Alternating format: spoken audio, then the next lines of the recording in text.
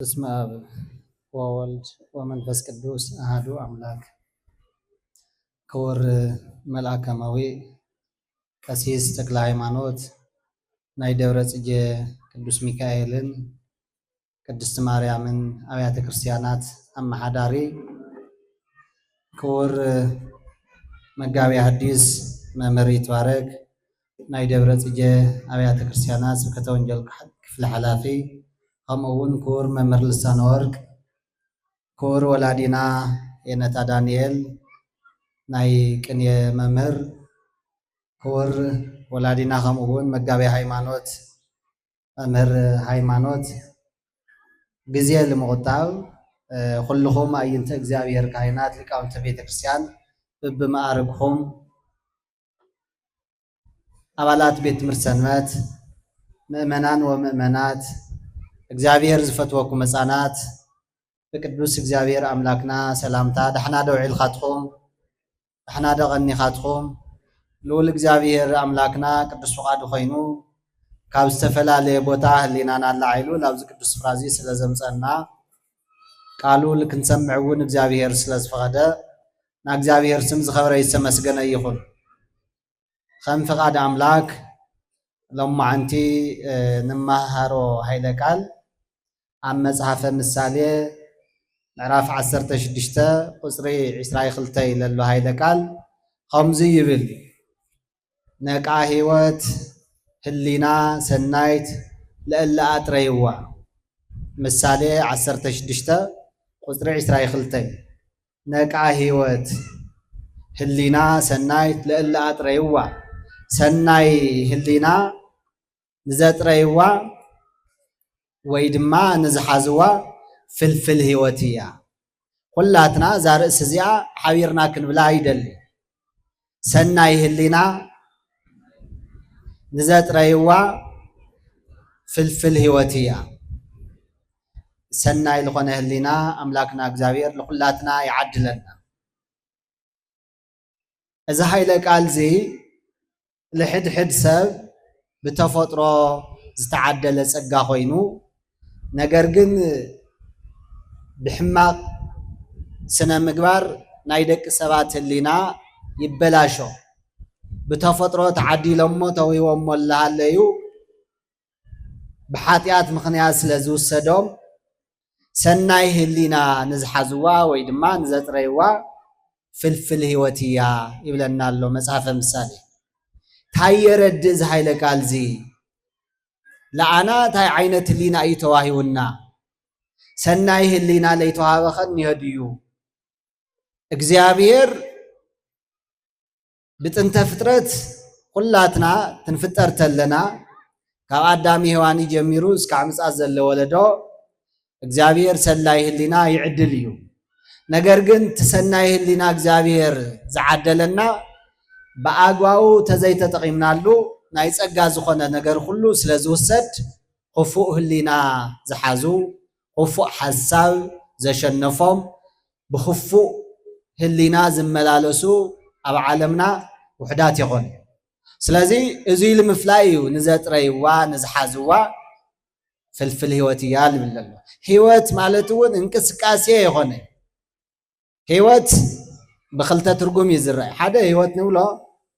ካብ ሬሳነት ልፈልየና ብህይወት ምንባርና እዩ፣ እንቅስቃሴና ህይወት እዩ ዝበሃል። እቲ ዝዓበየ ህይወት ማለት ግን ምስቲ ህይወት ወሃባይ አካል ምስ መንፈስ ቅዱስ ሕብረት ዘለዎ ህሊና ፍልፍል ህይወት እዩ። ምቹው አተሓሳስባ ሰናይ አተሓሳስባ እምበይ ክፉእ አተሓሳስባ ዘይብሉ ሰብ ፍልፍል ህይወት ኣለዎ። ካብኡ ወፂኡ ክፉእ ዝሓስብ ተኮይኑ ግን ፍልፍል ህይወት ከይኮነስ ፍልፍል ሓጢአት፣ ፍልፍል መከራ፣ ፍልፍል ስቃይ እዩ ዝኸውን ወዲ ሰብ። ስለዚ ከም ቃሉ ትንሪኦ ተለና እግዚአብሔር ብጥንተ ፍጥረት በአዳም ሔዋን ትንጅምር ተለናስ ኣብ ኦሪት ዘፍጥረት ከእስከ ኢልና ኣብ ንሪኤሉ ናይ ስነ ፍጥረት ታሪክ ዝፈጠሮም ፍጥረታት ኩሎም ምስ ረአየ ታይ ይብል ነይሩ እግዚአብሔር? ወርየ እግዚአብሔር ከመ ሰናይ። ዝፈጠሮ ፍጥረት ረአየ እሞ ታይ ነበረ ይብለና?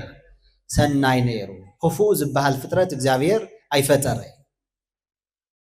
ካብ ቁፅሪ 4 እስካብ 25 ዘሎ ወሬ እግዚአብሔር ከመሰናይ ወሬ እግዚአብሔር ከመሰናይ ላለ ደጋጊሙ ይነግረና ኣብ ቁፅሪ 31 ይትንበጽሕ ተለና ግን ወሬ እግዚአብሔር ኩሎ ዘገብረ ከመጥቀ ሰናይ ወዲ ሰብ ኣብ ቁፅሪ 26 ስለ ዝተፈጠረ ታይብለና ወሬ እግዚአብሔር ኩሎ ዘገብረ ከመጥቀ ሰናይ ብግዝ ጥቀ ማለት አዕርዩ ሓምቲ ብከፍተኛ ማዕርግ ደቅና ሰቂሎም ዝምረቕዎ ሰናይ እዩ ላለ መጽዩስ አዕርዩ ታይ ኮይኑ ሰናይ ኮይኑ በአንሳሉ በአርአያዩ ሰብ ስለ ዝተፈጠረ መልክዕ እግዚአብሔር ዝሓዘ አርአያ እግዚአብሔር አምሳለ እግዚአብሔር ዝኾነ ፍጥረት ስለ ዝተፈጠረስ ከመጥቀ ሰናይ ይብል ስለዚህ ናይ ሰብ ተፈጥሮ ትንሪኦ ተለና ብእግዚአብሔር ታይ ነይሩ አዕርዩ ሰናይ ነይሩ እዚ ሰናይ ዝኾነ ፍጥረት ብምኽሪ ሰይጣን ከም ዝወደቀ ፈጣሪው ሓዲጉ ናይ ሰይጣን ምኽሪ ሰሚዑ በአካለ ስጋ ናብ መቃብር በአካለ ነብስ ድማ ገሃነም ከም ዝወረደ ሁላትና ንፈልጦ ታሪክ እዩ ስለዚህ እግዚአብሔር መጀመርያ ለደቅ ሰባት እንፈጥረና ተሎ ታይዝ ዘል እግዚአብሔር ትንብል ተለናስ እግዚአብሔር ቅዱስ ስለዝኾነ ስሙውን ቅዱስ ስለዝኾነ ባህሪውን ቅዱስ ስለዝኾነ ኣብ ዘሌዋውያን ምዕራፍ 19 ቁፅሪ 2 ቅዱሳነ ኩኑ እስመ ቅዱስ አነ እግዚአብሔር አምላክክሙ አነ እግዚአብሔር አምላክኩም ቅዱስ እዮሞ ንስኻትኩም እውን እንታይ ኩኑ ቅዱሳን ኩኑ ቅዱሳን ልምንታይ ኮኒና ክንቃወም ከይኮነስ ሕድሕድ ሰብ ቅዱስ ክኸውን ፃውዒት እግዚአብሔር አምላክኩም እግዚአብሔር አነ ቅዱስ እዮሞ ንስኻትኩም እንታይ ኩኑ ቅዱሳን ኩኑ ቅዱሳን ክንኸውን እውን ብጽሑፍ ጥራሕ ዝተነገረና ይኾነ ብህገ ልቡና ብጥንተ ፍጥረት እግዚአብሔር ለደቅ ሰባት ተፈጥረና ተሎ በቅድስና ይፈጥርና በቅድስና ስለዚ ፈጠረና እውን እግዚአብሔር ልቡናና ምስ ልቡናኡ ሐሳብና ምስ ሐሳቡ መንገድና ምስ መንገዱ ክኸይድ ይደሊ ነይሩ እዚ ኣብ መጽሐፈ ሄኖክ ትንሪኢ ተለና እስመ ይተፈጥሩ ሰብ ለዝ ከመዝ ግብር ከመያጽኑ ሃይማኖቶሙ በረቅ ወበቀለም ደቅ ሰባት ለዝሃምዚ ዓይነት ግብሪ ኣይተፈጠሩ ለሃመይ ዓይነት ብቀይሕ ቀለም ብጸሊም ቀለም ጽሒፎም ሃይማኖታቶም ከጽንዑ ኣይተፈጠሩ ከመይ ደኣ ተይልናስ ከም ቅዱሳን መላእክት ንጹሃኒ ቅዱሳን ኮይኖም ክነብሩ ኣብ ህሊኖም ብዝተጻሓፈ ህገ ልቡና ጸኒዖም ክነብሩ እዩ ፍቃድ አምላክ ነይሩ ስለዚ ሰባት ብሕገ ልቡና ኣብ ውሽጢ ልቦም ብዝተጻሓፈ አምላካዊ ጽሑፍ ፈጣሪኦም ከምልኹ ፈጣሪኦም ከገልግሉ እግዚአብሔር ጻውዒት ይገብር ነይሩ ሰባት ጽሑፍ ይሃሊ ኣየሃሊ ነንዎ ነገር ይሃልየና ይሃልየና ክፉእ ነገር ትንገብር ተለና ኣይምሮና ይህወክ ህሊናና ይርበሽ ፍርሓት ይስምዓና ታይ ስለ ዝኾና ህሊናና ሕብረት ኩል ግዜ ምስ መን እዩ ምስ እግዚአብሔር እዩ ሕድሕድ ወዲ ሰብ ከምቲ ናማይ ቆፃሪ ናይ መብራት ቆፃር ዘለዎ ህሊና እውን ሕብረቱ ምስ እግዚአብሔር እዩ ብፍላይ بحاتيات زي رسحة اللينا بحاتيات زي تجملقة عمرو حبرته مسكدس منفذي سلازي لزيو قدوس نبي እግዚአብሔር ሄኖክ ሰባት ለዝሃም ዚ ዓይነት ግብሪ ኣይኮኒ ተፈጢሮም بقيح ቀለም بጸልም ቀለም ጽሒፎም ሃይማኖታቶም ከጽንዑ ከይኾነስ ከም ቅዱሳን መላእክት ኣብ ህሊኖም ብዝተጻሓፈ ሕጊ እግዚአብሔር ከምልኹ ለእግዚአብሔር ከገልግሉ በቅድስና ክመላለሱ بإمنات بتسفى بفقري مس أملاكم تواهيدهم كنوريو على ما እግዚአብሔር نير ነገር ግን ሁላትና ነንወ ቅዱስ መጽሐፍ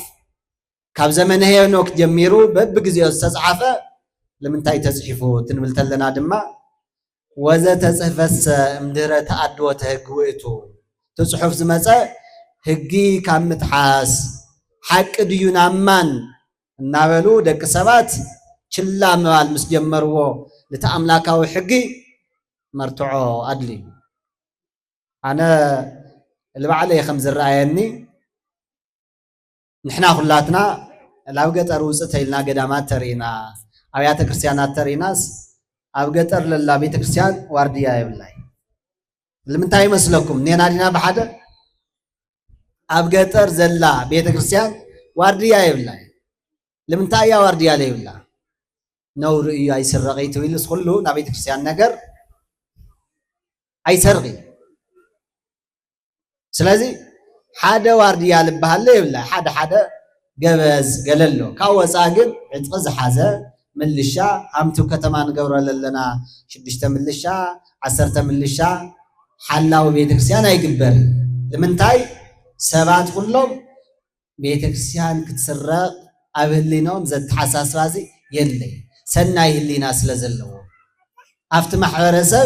استلمده خوف حساب سلازي يلي بزي منصر تنريات لنا سبات بأملاكاوي حقي أو لبنهم بستسحفة تزاز اتاريهم يملخو ولدهم زنقروهم قال بقال زمهروهم يقبلوا نيرهم دحارقن تاي خوينو تزبهال زلوس حق ديو حق مهان بمتايك الرقاقز حقي خوني خل لكي خوني خل እንኳን ያ ጽሑፍ ለየለሲ ጽሑፍ ላተነውን ልጠራጠር ወለዶይ ልበራኸት ለኖ ስለዚህ መርትዖ ስርቂ ኃጢአት ከም ዝኾነ ስለል ተጻፈ ይኾነ ሰብ ተሰርቕ ተለሲ የንብብ አየንብብ አፍቲ ናይ ወንጀለኛ መቅጽዒ ይፍለጦ አይፍለጦ አወሪ ዘጻት ምዕራፍ 10 ይሃሊ አይሃሊ ብዘየገድስ ሰብ ተሰርቕ ተሎ አይምሮ ይርበሽ ህሊናው ይህወክ ታይ ስለዝኾነ ና እግዚአብሔር ቆጻሪ ህሊናው ጌጋ ኢኻ ገይር ኃይሉ ኣብ ውሽጢ ስለዝድውለን ብተወሳኺ ሰብ ነብስ ትቀትል ተሎስ ኢትቅትል ዝብል ቃል ስለዘሎ ጥራሕ ይኾነ መጀመርያ ቃየል ለአቤል ትቀትለ ተሎ ኣብ ልቡናኦም ዝተጻሕፈ ኣምላካዊ ሕግ እምበር መጽሐፋው ጽሑፍ የነበረ ይሽዑ ጊዜ ነገር ግን ቃየል ታይብለና ዝረአየኒ ሁሉሲ ዝቀትለኒ ይመስለኒ ኃጢአተይ ክሽከማ ወይ ክጾራ ኣይኸኣልኩ እዩ ኣብ ዝኸዶ ኩሉ እውን እንታይ ኮይኑ ይብለና ሩዑዲ ድንጉፅ ኮይኑ በብ ዝኸዶ ላባከነ አይምሮ ላደንገጸ ላተረበሸ ላተሃወከ ይነብር ነይሩ ታይ ስለዝኾነ እዩ ነብሲ ምቕታል أم مصحف سلسفر طرح كيخونس أو لبنانا بزلو حقي سل نفس تقتيلو سلام يول سلام يزرق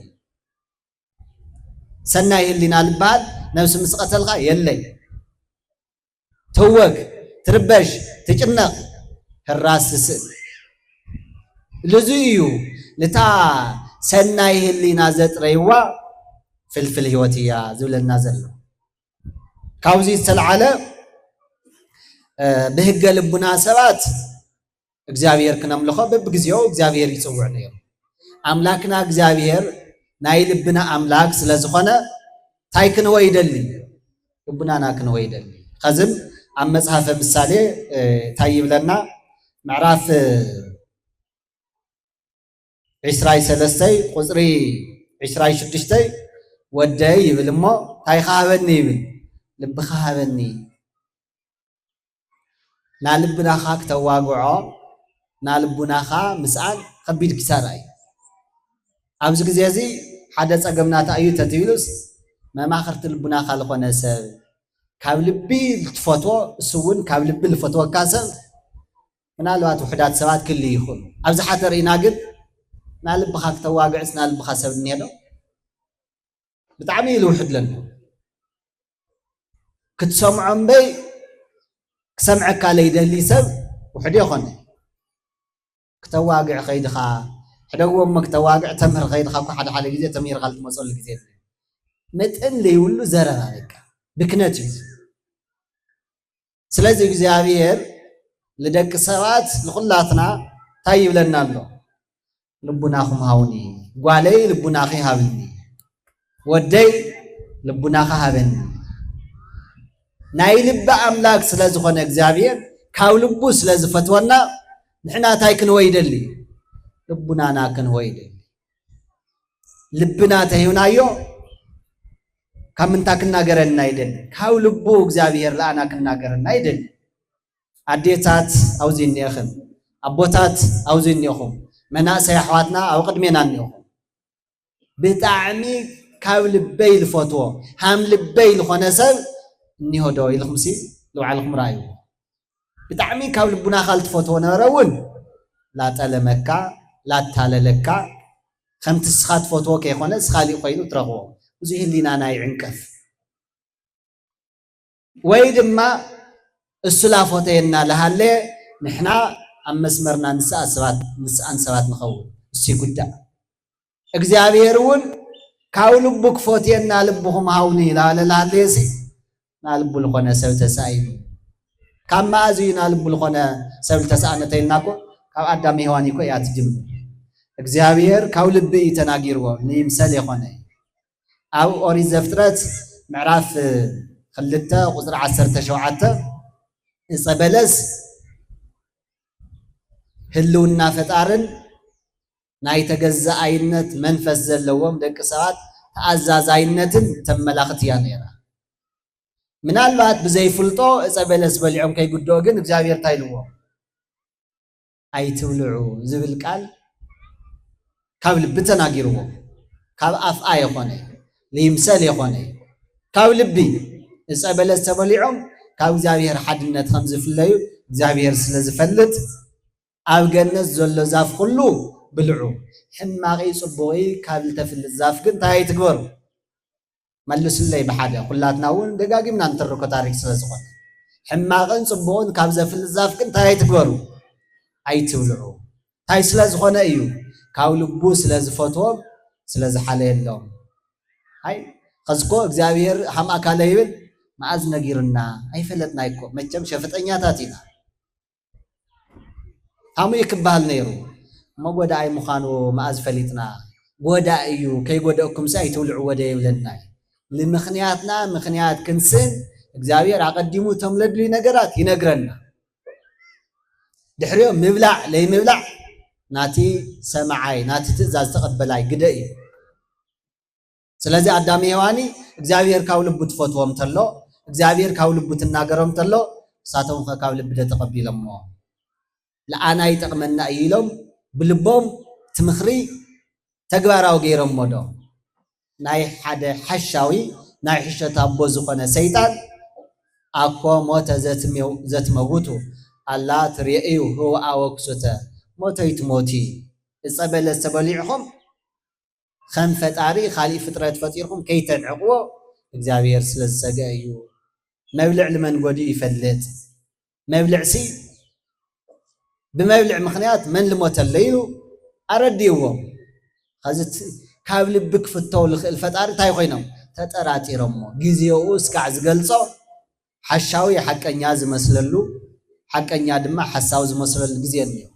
خزت أبلس بليعهم لبسا برهانم سكع زقفف كاو جنة سكع زباررو تاي نيرم لمبلع بومجيوم لتباون خمس تكم ترديهم قدام هوان بلع بالمنفسون حديروهم مجمر يعني سرح اسرح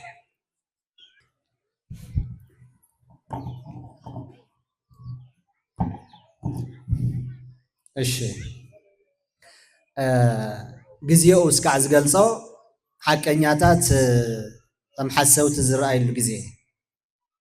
حساو دما هم حقنيا زرعي الجزء وحد جزء يخوني بب جزيو إذا فتنا زينه سلازي أدامي هواني لتحكي هم حسد لتحسد دم هم حق سلزوسدو أصبلس بليعهم خزم تاينا نري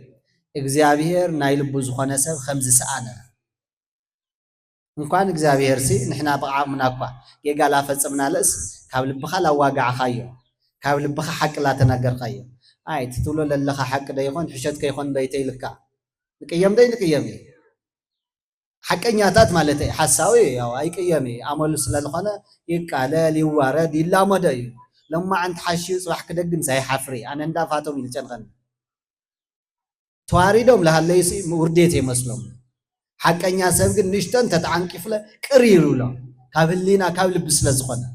ስለዚ ሓደ ሓቀኛ ንብሎ ሰብ ካብ ልቡ ላዋግዕና ካብ ልቡ ላተናገረ ለሃለየስ ደፊርና ትትብሎ ለለኻ ግን ሓቂ ድዩ ሕሸት ትኾነኸ ተይልናዮ እንታይ ይስምዖ ብጣዕሚ ይልሓዝን ድሕሪኡ ካብ ልቡ ከዋግዐና ዕድለይ ንረኽብ ምስ ካሊእ ኣውጊዕ ኣነ ተጠርጣር ድየ ኢሉ ካብ ልቡ ንጹህ ዝኾነ ሰብ ልቡ ክህበና ዕድለይ ንረኽብ እግዚአብሔር እውን ትእዛዛቱ ለኣና ጠቐምቲ እምበር ጎደእቲ ኣይኾኑ ስለዚ በአዳም ሔዋኒ ትንሪት ኣለና ልከይጉደው ነጊርዎ ለኣና እውን እንታይ ኢሉለና ኣሎ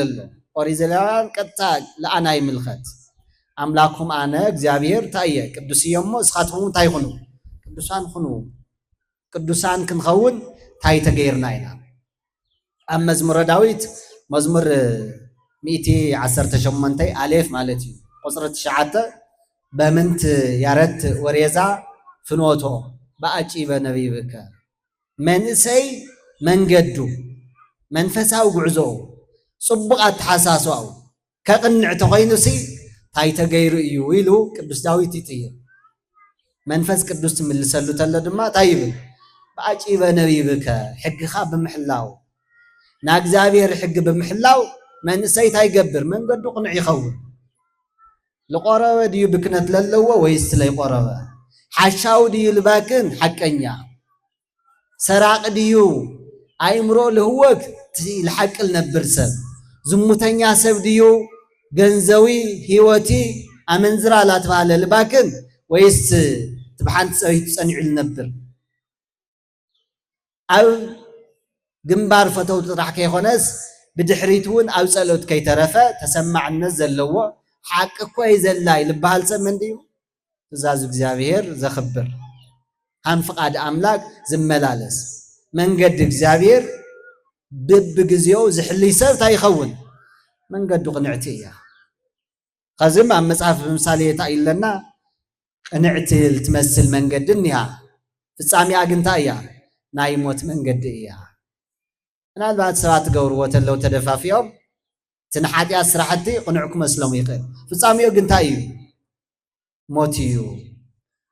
አውዚ ናይ ወለድና ምሳሌ ልብልዎ ሓደ ነገር ኣሎ ቆልዓሲ ክመዓዝ ዘለዎ ክምከር ዘለዎ ማእዚ መንእሰይ ምስ ኾነ ወዲ 40 ወዲ 30 ምስ ኾነ ይኾነ ካብ ህፃንነት ጀሚሩ አደ ቆልዓ ስነ ምግባር ክልዮ ንዓላ አስተዋፅኦ እኒአዎ አቦ ንዓላ አስተዋፅኦ እኒአዎ ጎረቤት ዓብይ አስተዋፅኦ እኒአዎ ብትማሳሳሊ ካብ ኩሉ ብልዓል ድማ ካህን ሓላፍነት እኒአዎ ደቂ ንስሓ ወይ አቦ ነብሲ ልበሃል ዘሎ ሰባት ተጋጊና ክፉእ እኳ ተሰሪዕናስ ሃምዚማ ይግበር ወደይ እንዲኻ እንታይ መፅኢካ ኢሉ ክምዕደና ክመኽረና እምበይ ሕማቕ ላገበርና ዋይ ወሪድካ ታመስኻ ላለ ውዳሴ ከንቱ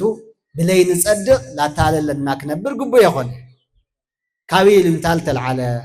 ካብ ሰኸፈት ተልዓለ ሱቕ ልብል ተሃሊ እውን ግቡእ ይኾን ኣደ ግድኣ ክትዋፃእ ኣቦ እውን ግድኡ ክዋፃእ ብትማሳሳሊ ኣቦ ነብሲ እውን ግድኡ ክዋፃእ ይግባእ ሓንቲ ኣዶ እንታይ ገይርዎን ይበሃል ወደን መጀመርያ ሃምዞም ኸዚ ሓቀያውዚ ልመላለሱ ህፃናት እኒአው ሳቶም ትሕትዕት መስለ ዝኾነ ዓበይቲ ለለና ግን እንታይ ክንገብሮም ይግባእ ኣብ ቤተ ክርስቲያን የጉየ ኣብ ቤተ ክርስቲያን ጉያ ጉያ ኢልካ የኽወዲ ነውሪ እዩ ኢልና ክንምዕዶም ይልግበአና እታ መብራህቲ ወይ ብጎድኒ ትገብሩለይ ትኾይኑ ተፀግመን እያ ስለዚ ኩሉ ግደው ክዋፃእ ላተገብአ ለሃለየ ቆልዓ ግን እንታይ ገይሩ ይልበሃል መጀመርያሲ ካብ ጎረቤቱ እንታይ ሰሪቑ ይበሃል እንቋቑሖ خزس عديتاتنا እንዲያም ተን ሓደ አዴታት በጣም አነ ልግርመኒ እንኳን ሰሪቁ መጽኡ ከበለሲ ገንዘብ እኳ ተህወሰብ ነውሪ ናሰብ ገንዘብ ይቀበል ወይ ምን ይልካ ሃበን ከይለምድ ኮይ ልክስክ ለምድ መሃብ ክለምድ የን ለተባብ አንበር ሃበን ላበለ ካብሰብ ላመንጠለክ ነበር እታባባይ ነገር ግን ዚ ግን ታይ ገይሩ ሰሪቁ መጽኡ ካበያም ጽኻያ ንሕና ዶረይብና ኣብ መጽሐፈ ጠዊት ደረይዋይ ብጣዕሚ ልግረመና ኣነ ጠዊት ልታ በዓል ትገዙሲ ኣብ ዳሰብ ካብ ድኽነል ተላዓለ ትሰርሕ ነይራ ኣውደ ዓመት ኮይኑ ግን እተን ለስራሓ ኣል ነበራ ገዛ እግዚአብሔር ይባርከን መውዓለ ኣውደ ዓመት ኺለን ሳብ ልዕል ደሞዛ ታይበና ኢለና ጤል ሂበና ሓደ ገዛ ሒዛታ ኸይዳ እዛ ጤል ዚኣ ካበያም ጽኽያ ኢልዋ እተን ለስራሓንሲ ሂበናኒ ኣይ ኣምነክ መልስያ ከይትለምድ ምናልባት ኣውደ ዓመት ተደፊነ ኩዕል ኢላስ ሰሪቃታ ከይትኾን ኢሉ ጠርጢሩ እንኳን ህፃን ገና ለሃለየ ዋላ ኣካለ መጠን በጽሑ ዋላ በዓል ትገዛኻ ዋላ በዓል ገዛኣ ሰሪቁ ተምጽእ ተለ በዓል ገዛሲ ደሞዝኻ ዚ ካበይ መጽኡ ዝገንዘብ ዚ ማል ይግባይ ብትማሳሳሊ ታደው እንተሰሪቓ በዓል ገዛኦም ክብላን ይዎ ሱቅ እንድሕልብል ኮይኑ ታይትኾን ተሓባባራ ይኸውን ኣሎ ስለዚ ዝቆልዓ ሰሪቅ ምስ መፀን ቋቁሖ ደርሆ የብላይ ነገር ግን ካበይ ኣምጽኻዮ መን ሂውካ ታይ ማለት ቀንጭያ መስመር ክተእትዮ ናፍታ ቀንዕት መንገዲ ክተእትዮ ላ ተገበእ ኣይ ኣበይ ግኒኻዮ ዚኸ ጽቡቕ ዝወደይላ ጠቢሳ ብደንብ ገይራ ፈርፊራ ሂዋቶ በሊዑ ቀፂል ለለ ሃሙ ይሰርቕ ኣማቻችያ ሰሪሓትዎ ሃሙ ላለ ያው ሃምቶም ምሸትን ኸተለና ለጸጉምና ለለው ኮይኑ መጸ ልበሃል ኣብቲ ከባቢ ውሪ ሰራቕ ኮይኑ መን ለበራታትዑ ወላዲቱ ኣብ መወዳእታ ግን ሰሪቁ ካብ ሓደ ቦታ ክወፅስ ሓያላት ተረኺቦሞ ህንደይ ግዜ ብሰብዚ ንብረትና ክነዲ ኢሎም ብካራ ኸውዱ ወጊኦሞ መዓንጣው ተዘርጊፉ ብመቐነት ገይሮም ኣሲሮም ቀስ ላልኻ ክድላው ገዛኻ ኣብዚኣ ከይትወድቕ ኢሎም ሰዲዶሞ ማማ ተቐበልኒ ኢሉ ብደገ ኮይኑ ተንኳሕኩሕ ተሎ ኸፈር ሒዛ ተቐሪባ ኢሉ ንብረት መሲልዋ ፍትሕ ኣቢሉ ዛ መዓንጣ ዝርግፍ ኣቢልላ ወደይ ሃማኻ ይዘርግፈኒ ኢላ ቀደም ቋቁሕ ሒዘ ትመጽእ ተለኹ ምቃጻዕኽኒ ኸዚ የኾነ ወደይ ልበሃል ሰናይ ህሊና ሓደ ክልተ ሰለስተ ላለት እያ ትበላሽ ብጥንተ ፍጥረት ግን ሰናይ ህሊና ለይተውሃቦ የለ ዝቆልዓ ዚ ኸዚ መጀመርያ ትሰርቕ ተሎ ዝቐጽዖ ተትሊ መጽዋታ ይክኸውን ዝቐጽዖ ግንሲ ስለዚ እግዚአብሔር ብመጽሕፍቲ ኣቢሉ ብካህናት ወለድና ኣቢሉ የምህር ሰሚዕኻ ምትግባር ድማ ናይ ኣዶ ግደንዮ ናይ ኣቦ ግደንዮ ናገሮት ግደንዮ ካብ ኩሉ ብላዕለለ ና መንግስቲ ግደንዮ ሰሪቕኻ ኣብ ሰሙን እንድሕ ትፍታሕ ሰሪቕኻ ኣብ ክልተ ሰሙን እንድሕ ትልቀቕ ሸቂሉ ለየግንዮ እንድሕ ለምልጥ ኮይኑ ትስጋዋ ተሓሳስባ ለለዎ ሰብ እንታይ ይኸውን ላኡ የዘንብል ስለዚ ሰናይ ህሊና ልክልየና ኩላትና ልዕል ኩሉ ቅድሚ ኩሉ ሕጊ ከይቐፅዐኒ ከይኾነዚ ሓጢኣት እዩ ምስ ሞትኹ እውን እሺ ፖሊስ ኣይርከበና ምድራዊ ዳኛ ይፍረደልና እግዚአብሔር ኮን እንኳን ልገበርናዮ ሲ ለሐሰብናዮ እውን ልፈልጥ እግዚአብሔር ስለልተነገረ የሆነ ልፈርደልና ነገር ግን ሱቁ መዋሉ ኸዚ ዓመፀኛታት ለዓመፁ ሰላም በዚሕሎም ኣብ ልዕሊ ሃፍቲ ኣብ ልዕሊ ንብረት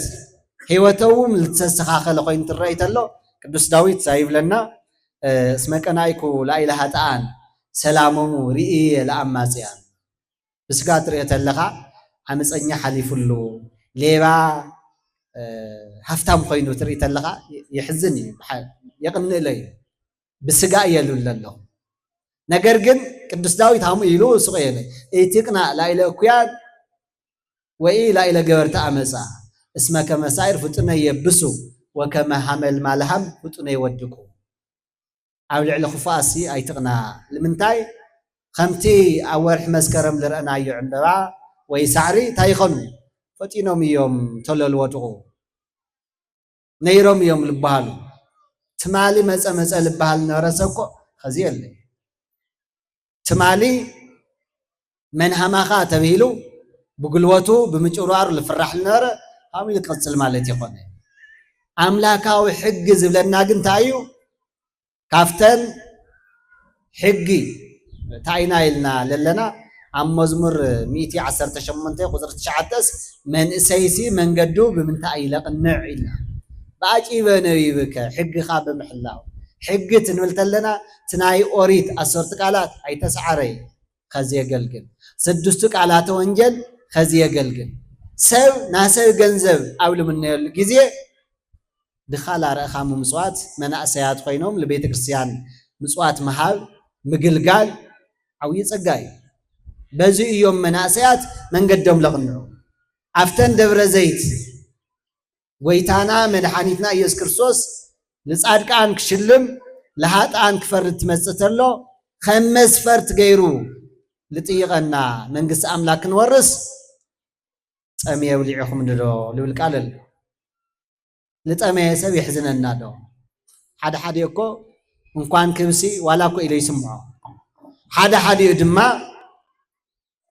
خيدو لتنيرو سايمرو يهو كمو يملس بعلامة ون يحجز لتأمي سب للعسب لتأمي سب للسيسب انقدا خوينون للحدر سب تأثيرو التأثير كل سجوننا مالتك يا خناي حدينا خسستي حدينا بحشة مسكرت خوينا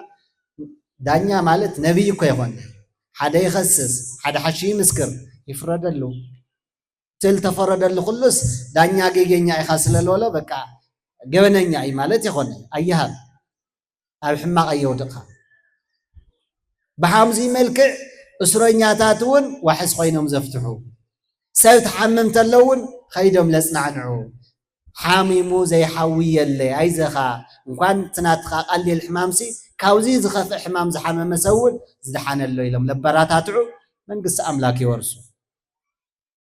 أتم بروكان عالم كي تفتر لدالو الخم من قص يورسيلوسي توم بيمان للو تايقورو زك ألزي يسمعهم قال يوت يسمع لنا ولا لنا أما وداتا تمرتي زيايا أتابروك ودي من قص يورس أتبرك تقالي من قص يورسلتو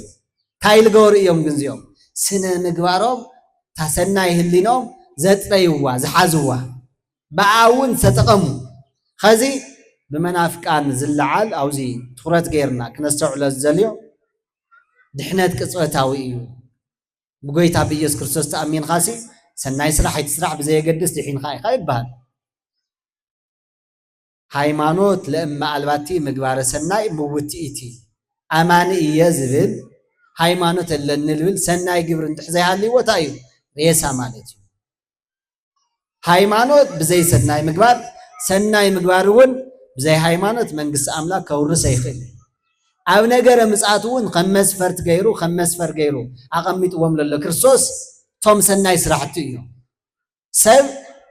لا تأمي بعلقات فلت إلى بيتكان يزل أكالسي بكريستوس لازم أمانة راح أيدحني سب محدر سينو مسخة جزال عليك لأراويت لليبا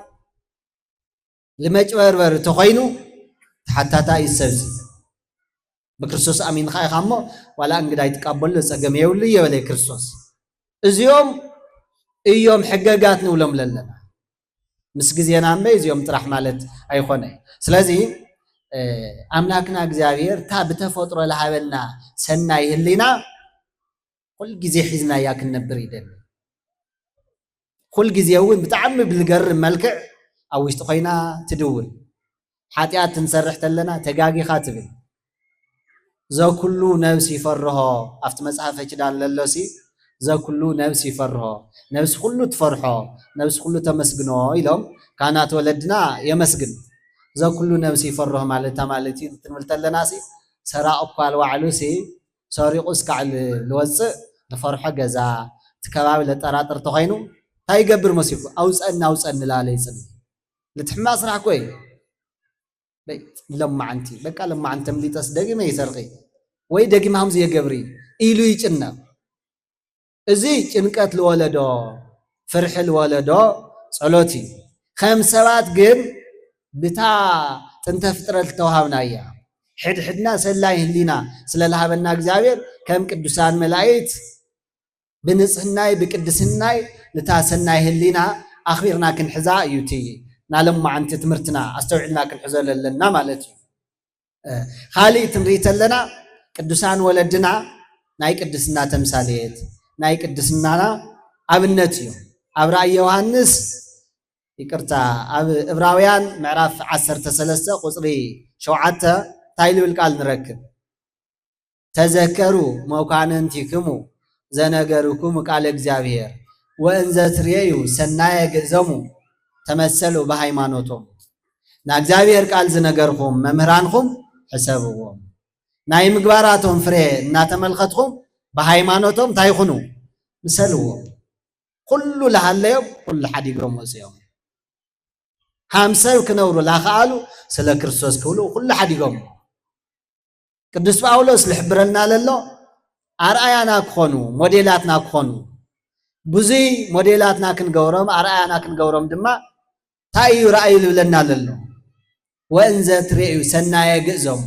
ሰናይ ጠባዮም ሰናይ ህሊኖም በሃይማኖት በታሪክ በጽሑፋት ላተመልከትኩም ያው እሺ አሰረም ሰዓዊ ይብለና እለ ቅዱስ ጳውሎስ ለአና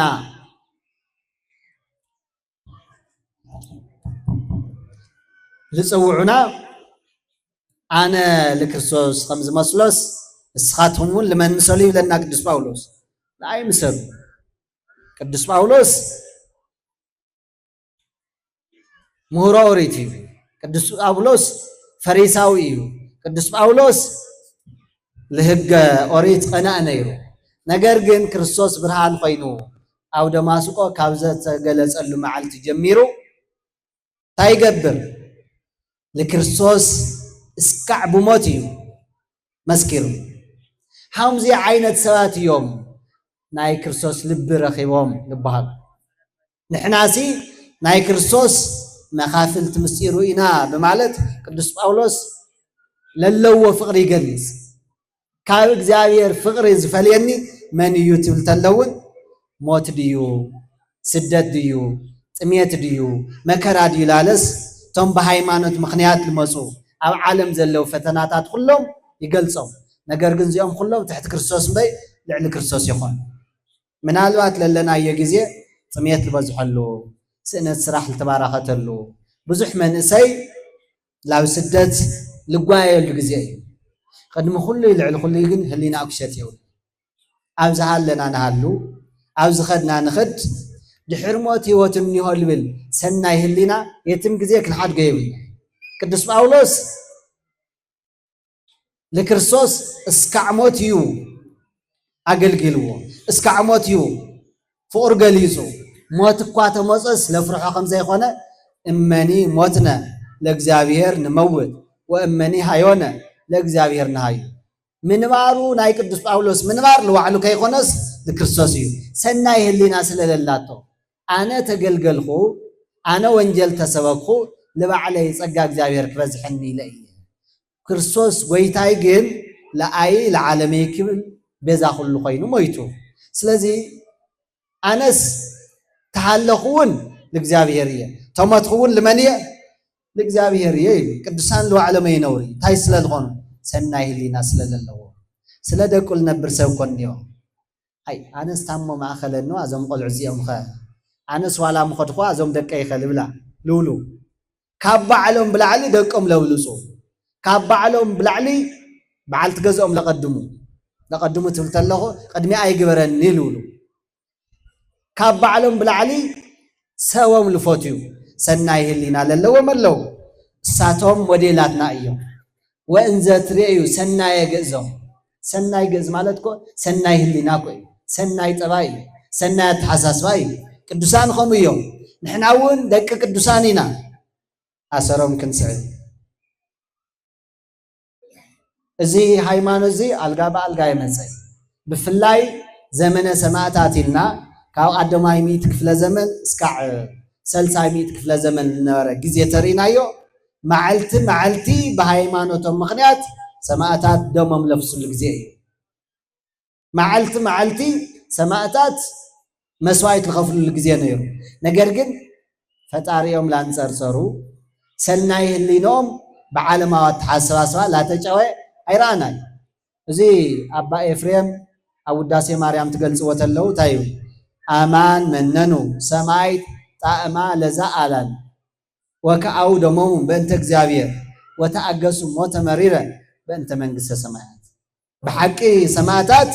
نازع عالم زي تعمس تايجيرهم نعمو تايلن عغم تلبلز جحر موت لله وتمخانو أمينهم سناي اللي ناس للوم لتي بموت سكعموت فقر الجلس اللهم أملاكم كتألموا أي خالي سلازي يوم تايجيرهم سلاك زابيري سلامن سسماتي كلوسي دمات مافسيسو عنتو حونا مراحي برنامج تايلنا نيرو ناك زابير قال سيفي نحنا دما مقدالنا مسجاي مسدمي راح يخون سجاي دمي منفس أجان الحضرهم ياو أوهم حدير يفتنك كاو خلو بالعلقن نستوم أحلو المتينا نواجع الساتوم يوم بستفعل عليه جزء حزبنا على فتنو سلنا يهلينا كاودك ساعات كتفق الجور للو سلنا يهلينا كم متفال طلع على حدار أو حتى ملكتاتي خذكو سنة مجبرات عيتريا قراوي تريا قراو ديو نهايمان السعودية كي غنيد تايني هو في اللاي هافتاميو كاوس على المسائل تطويلكو منم ويا كي حتى تلولي ده لخنا يخونوا تلولي لسال فرزان نازع ولا عدل لك يتبلا شوي كوي لبال تقرأتو أو جنزنبي أو سنة يلينا يلي جنزل حلاقاي قوام يخون مثل لامون اللي بعوي سنة يلينا جن كاولو بالفوتير كاسة كاولو بخال تفوتوسة لبعال جزاس اسكعموت التفوتيو لبعال تجزو اسكعموت الفوتيا سمجراي الدليل كاو كله بالعلم ما تقدميتي عبايت إزاز أما تيوس ونجل معرف إسرائيل قلتي قصر سلاسة شدشتي حدا صحافي تايلوي لنا الجويتا تتياجي بتعمل جرامة نجر قنت لحزن تايو كفتنا دليسي ممهر كاو أريدسي تقدميتي عبايت إزاز أينيتي يايلوس أيو لما يس كريستوس تصحافي أملاكها إغزابير بفصوم حيلخا بفصوم لبناخا بفصوم نفسخا بفصوم هليناخا فتوو تبل عباي قدميتي تزاز زي آية وكالئتاي انت تمثلها لا عالت مثلها خاليت دما بصاي خاص خمن غير خفتوو خمن نفسخا ما هم نوصل فاتو سبت نهدو خزكو صلاي خاي فتاوي خاي حق المنغا ليت فوليو الجزيه كوي صلايه كيتولو او دمبارخا تعي لوك فتاويه كيتولو بدحرت حميت سمع حمص لخونه هيوت كوينا نينا قدم تتفاور كاولبوم تتصالو لكاولبوم هم على الخاي قارس تتواي سوسي هم على الخاطه تويبل اي غلي تسمع ما تعرفوا من بعد خزقو وشتي ጫፍ بصيحو صلي لعل عليها ያው ፈሪሳውነት ነው ፈሪሳውነት ሄሮድሳዊ አተሐሳስባ ይሁዳዊ አተሐሳስባ ኣብ ዓለምና ተበራኺቱ ና ይሁዳ ህይወት ተሪናዮ እንኳን ካውሉ ቡክፎትዮ እንኳንና ክርስቶስ ደቀ መዝሙር ኮይኑ ለክርስቶስ ከሐስብሲ ማዓልቲ ምቹ ጊዜ ይጽበይ ነይሩ ይብለና ከቅትለ ቆይ በዲል ወደ ይመስለኩም ቀና ስለልነበረ تن 30 دينار بماريام تفرت كافتا مدايم صوات سلل ترفع زين 30 قرش الكركب لقيت احلفكم يدلي نيو قنتاي لوم لا فريساويان خيدو اتي تدلي وسر احلفك وكم يا نجر قنتاي غورني 30 برور حاوني ملكت غني لوم ممهراي لاسي بركوك سالم ويا بتعمي محزن لا ساعة ملقت لك بدحريتها برتع لاله لا تفتفه نجرجن بدقاد خالق عدسن يهوداي ስለዚህ ፍቅር እግዚአብሔር ትባል ተለሲ በሙሉ ኃይልና በሙሉ ነፍስና በሙሉ አተሐሳስባና ህሊና ክንፎትዮ በሙሉ ልብና ተከፍለለው ይሁዳ ግን እንኳን በሙሉ ክፎትያሲ ከፊላዊ ግልጽ ለሆነ ጽልለ የለ ላሰዓመ ሐሊፍ ከወልደ قولت عليه تأمه ببيناتكم بأمها قدسا سلام بال حوي حفتي مال مجلس فقر مبر مخنيات بأس كوني نوري يهودا ግን ታናይዝ ደቅ ሰባት ቅድስት ሰላምታ ሳይገይርዋ መንገድ ሞት ገይርዋ ክስዕሞ የሞት አይገርዎ ነናድና በሓደ አውዚ የተቃልል ስለዘለኹ ክስዕሞ የሞት አይገርዎ قتلوا كوي حزوا لا سعامل قتل فتاو لا مسألة لونجل مسير مواقع تلا مسألة مسير للنافس سناي هلينا لسانة سب سناي هلينا لسانة سب دما قصر حدا لو علي التكع يهودا تادي خوين كريستوس مستسق لكو تحقق كوي تزللت نصح ده محليفة هي بايلوسي تاي خوين تبسهاج نسهااتي أملاكي محرني لك دحنيه يبلي نعلو خفوه اللي ناس للو زين أكل بدي ليو هم يجيرو كم حرني هم ما تجبر إشتن فلتت حدا جنيا أيات بال كوزيل تل عليه أقدمه مويته أو نفس أو سيقول للو نفسات للو تصي ساعتهم كمالالين بالتابل تنت لي قلنا من قسمنا بتتبع نجر يخليه نجر يبال حتى يلقى سجاج زاوية أي قلنا حنا قيدو الساقياتو ودياو يوماتي ناس يقول جمار خوين حسيف سلازي مجمر يا سبتن قدت لنا بعل ناس لنا قدا سناي هلينا للتريوا فلفل هو سلازخونت سناي هلينا حيزنا للتصقم لا ردانا سناي سرح لا سرحنا مس املاكنا حامت القدوس داويد ركوكو ولا داويد قبيه باسي مؤمنه زكما لبيه داويد سك زاوير تايلو حام لبي لخون كلاتنا نستوعبنا خذ እግዚአብሔር ለበለ ምክንያት አይተን ልተለናስ ፖለቲካ ሰብየ ነውራይ መራህ አዲ ኾን ነገር ግን ኢየሩሳሌም ተወረርተላ ሰው ለይረ አነክሞ ዝህዝ ዝታ ይኹን ይድሓኒ ልወጽዩ ምስጎልያ ተዋጊዩ ቤዛ ህዙ ለዋዕሉ ለቀድም ከይኾነስ ህዙ ዘቀድም መራህ የድልን ለዋዕሉ ለቀድም ከይኾነስ በዓል ትገዙ ለቀድም ለበዓል አልተቀድም ከይኾነስ በዓል ተቀድም ካብ ልብ ልኾነ مس فتاري مس عدارناي مس محرسناي فقر تهلينا تايقو سناي هلينا فلفل هيوت خمس غنا يردنا مالتي وسوات الجزاء